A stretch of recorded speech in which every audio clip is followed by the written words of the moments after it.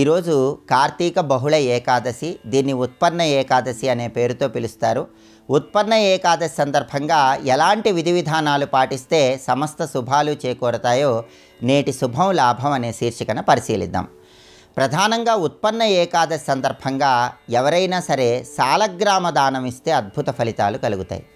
శివాయ విష్ణు రూపాయ శివరూపాయ విష్ణవే అన్నారు కాబట్టి నర్మదా బాణలింగం దానం ఇచ్చినా ఉత్తమ ఫలితాలు కలుగుతాయి. దానికి కారణం ఏంటంటే ధర్మరాజు 12 సంవత్సరాల అరణ్యవాసం పూర్తి చేసుకున్నాక ఆర్థికంగా మంచి పురోభివృద్ధిని సాధించటానికి మార్కండేయ మహర్షి సలహా మేరకు సాలగ్రామాన్ని నర్మదా బాణలింగాన్ని పూజించి తన గురువైనటువంటి ధౌమ్యుడికి దానం ఇచ్చాడని, అలా దానం ఇవ్వటం వల్లే ధర్మరాజు ఆర్థికంగా మంచి పురోభివృద్ధిని సాధించాడని పౌరాణిక గ్రంథాలన్నీ తెలియజేస్తున్నాయి. కాబట్టి కార్తీక మాసంలో వచ్చే బహుళపక్ష ఏకాదశి ఉత్పన్న ఏకాదశి సందర్భంగా ఆర్థికంగా మంచి పురోభివృద్ధి సాధించాలంటే, ఆదాయ మార్గాలు పెరగాలంటే సాలగ్రామము నర్మదా బాణలింగము ఈ రెండిటికి పూజ చేసి దేవాలయ ప్రాంగణంలో వీటిని దానం ఇవ్వాలి. అలా చేయటం వీలు కాని వాళ్లకు ఇంకొక ప్రత్యామ్నాయం కూడా ధర్మశాస్త్ర గ్రంథాల్లో చెప్పారు. ఆ ప్రత్యామ్నాయం ఏంటంటే శ్రీమన్నారాయణమూర్తిని 108 తులసి దళాలతో పూజించి ఆ తర్వాత విష్ణు సంబంధమైన ఆలయంలో స్వయం పాకం దానం ఇవ్వాలి.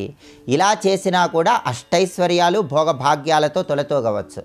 అలాగే ఉత్పన్న ఏకాదశి సందర్భంగా తులసి కోటలో పసుపచ్చటి చామంతి పూలు ఉంచి గులాబీ పూలు ఉంచి తులసి కోట దగ్గర దీపాన్ని వెలిగించి తులసి కోట చుట్టూ ప్రదక్షిణలు చేయటం ద్వారా కూడా ఆర్థికంగా మంచి పురోభివృద్ధి ఏర్పడుతుంది. ఉత్పన్న ఏకాదశి సందర్భంగా స్నానం చేసేటప్పుడు ఎవరైనా సరే జిల్లేడు ఆకు కానీ ఉసిరిక ఆకు కానీ శిరస్సు మీద ఉంచుకొని స్నానాన్ని ఆచరించడం ద్వారా కూడా సమస్త శుభ ఫలితాలను సిద్ధింపజేసుకోవచ్చు.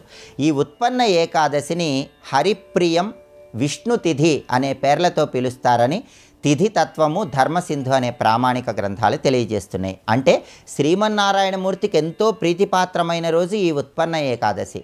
ఉత్పన్న ఏకాదశి సందర్భంగా మీ గృహంలో లక్ష్మీనారాయణుల చిత్రపటం దగ్గర లేదా రాముడు, కృష్ణుడు, నరసింహస్వామి, వెంకటేశ్వర స్వామి ఏ విష్ణు సంబంధమైన చిత్రపటం దగ్గర అయినా సరే విష్ణువుకి ప్రత్యేకమైన అర్ఘ్యం ఇచ్చినట్లయితే సంవత్సరం మొత్తం అన్ని కష్టాలు తొలగింపజేసుకొని సమస్త శుభాలను సిద్ధింపజేసుకోవచ్చు. విష్ణువుకి ఈరోజు అర్ఘ్యం ఎలా ఇవ్వాలంటే ఒక రాగి పాత్రలో జలం తీసుకొని ఆ జలంలో కొన్ని పసుపు రంగులో ఉన్నటువంటి పుష్పాలు, కొద్దిగా చందనము కలిపి ఆ నీళ్లు విష్ణు సంబంధమైన చిత్రపటం దగ్గర ఒక పళ్ళె ఉంచి ఆ పళ్ళెంలో పోస్తూ విష్ణుమూర్తికి సంబంధించిన ఓం నమో భగవతే విష్ణవే అనే మంత్రాన్ని స్మరించుకుంటూ విష్ణువుకి అర్ఘ్యం విడిచిపెట్టాలి. విష్ణుమూర్తికి అర్ఘ్యం ఇచ్చినటువంటి ఆ జలాన్ని ఎవరు తొక్కని చోట చెట్టు మొదట్లో పోయాలి. హరిప్రియం విష్ణుతిథి సందర్భంగా ఇలా ప్రత్యేకంగా విష్ణువుకి అర్ఘ్యం ఇస్తే విశేషమైన శుభ ఫలితాలు చేకూరతాయి. అలాగే విష్ణు సంబంధమైన ఆలయంలో భక్తులకి గంధం దానం ఇచ్చినా కూడా సమస్త శుభ ఫలితాలను సిద్ధింపజేసుకోవచ్చు.